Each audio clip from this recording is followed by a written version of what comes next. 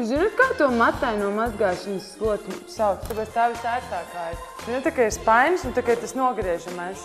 To var izmazgāt, vai arī iet tas platēs, kas tur. Pēcēt lūdzu savus kaiņas.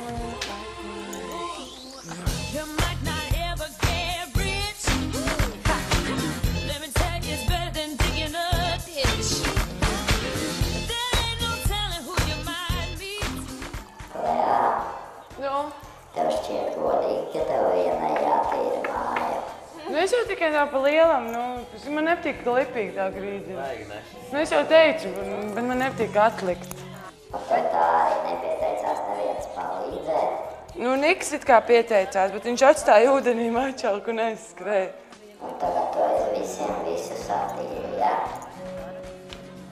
Kādam jau tas beigās ir jādara, negribas kaut kādā cūkūtī dzīvot.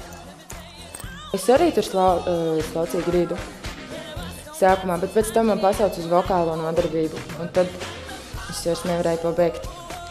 Un es arī mazgāju traukus, tad, kad ir atstāts izlietnē. Kaut kāds jau vairākas reizes ir bijis, kad jānomazgā citi trauki, bet nekas.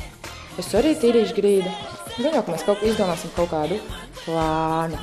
Mēs it kā nospriedām to, kurš nenomazgā šķīvjus, pats savu šķīvi, piemēram, ja rēdis un nomet viņu vienkārši. Tad tam sanāks, ja mēs viņu uzķeram, tad viņam sanāks mazgāt grīdu, telpas un tā. Pienākumi mums ir sadalīti diezgan forši. Katrs dara, ko grib. Pagaidām nevienam netiek nekas spiests.